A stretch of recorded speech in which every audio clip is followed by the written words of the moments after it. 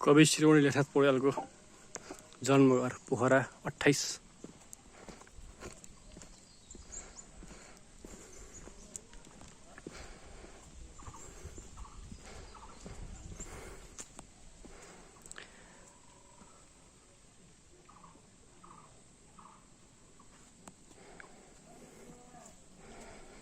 यस्तो किसिमको गेट रहेछ यहाँ उनको घर सुरक्षाको लागि। कवि श्रीमणी लेखनाथ पौड्यालका भनाइहरू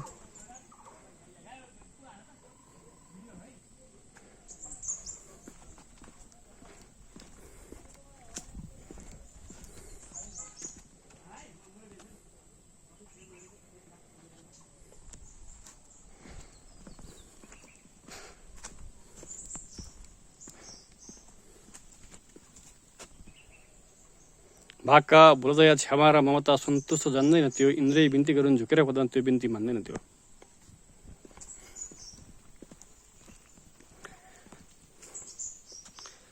पुगिसक्यो प्राण सबै मलामा परिरहेको छ अघोर घारमा, तथापि पाप धनको प्रसङ्ग पुलुक्क नहेरिकन हुन्छ दङ्ग।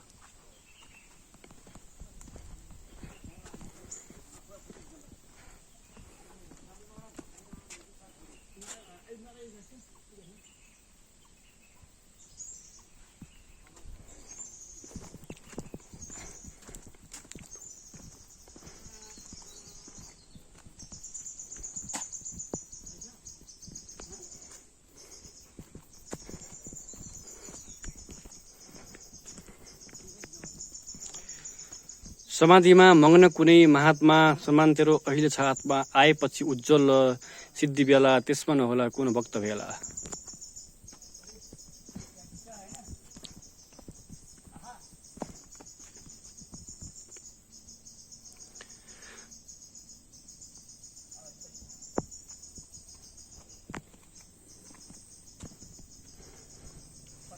कवि श्रीमणी लेखनाथ पौड्यालको जन्मघरमा हामी छौँ अहिले।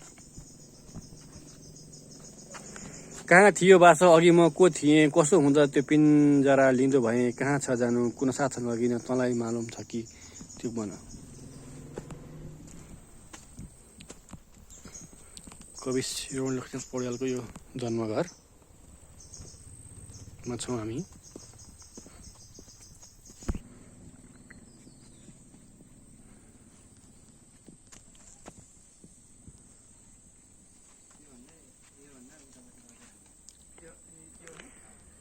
कवि श्रीमणी लेखनाथ पौड्यालको जन्मघर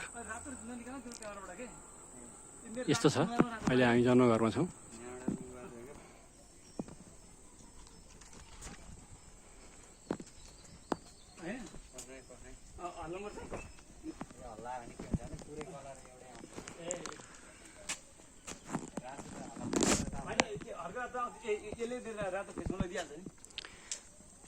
कवि श्रीमणी लेखनाथ पौड्यालको जन्म 1941 साल पुस 15 गते आइतबार लेखनाथ नगरपालिका 6 अर्थ कास्की। पिता माता दुर्गादत्त पौड्याल र वसुन्धरा देवी। शिक्षा गाउँमा सामान्य शिक्षा पाएर गाई चराउँदै र पढ्दै गर्दा एक दिन पितृप्रसादले उहाँलाई कविता लेखनमा तँलाई के चासो भनेर होच्याउँदा धेरै पढेर कविता लेख्ने प्रेरणा उहाँमा जाग्यो र 15 वर्षको उमेरमा काठमाडौँ गई तीनधारा पाठशालामा भर्ना भई पढ्न थाल्नुभयो। मध्यमासम्मको औपचारिक शिक्षा कृति बुद्धि विनोद, ऋतुविचार, सत्यकली, संवाद, तरुण तपसी, ललित्य भाग 1-2, कृष्णकली नाटक लगायत 1.5 दर्जनभन्दा बढी। उहाँको सम्मान तथा पुरस्कार के छ। 2008 सालमा श्री 5 त्रिभुवनबाट कवि श्रीमणीको उपाधि। 2011 साल पुस 20 गते रथ यात्रा सहित अभिनन्दन। प्रधानमन्त्री मातृका प्रसाद कोइरालाले उहाँको चढेको रथ तानेर सम्मान व्यक्त। 2026 सालमा त्रिभुवन प्रज्ञा पुरस्कार मरणोपरान्त। मृत्यु 2022 साल फागुन 7 गते देवघाटमा भएको थियो उहाँको चाहिँ मृत्यु। उहाँको जन्मघरमा छौँ हामी। उहाँको जन्मघर यस्तो छ है त। तँ के हो त?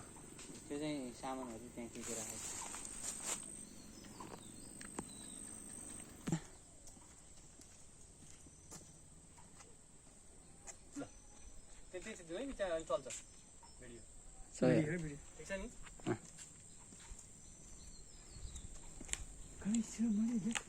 हुन्छ फेरि पज गरिदिनु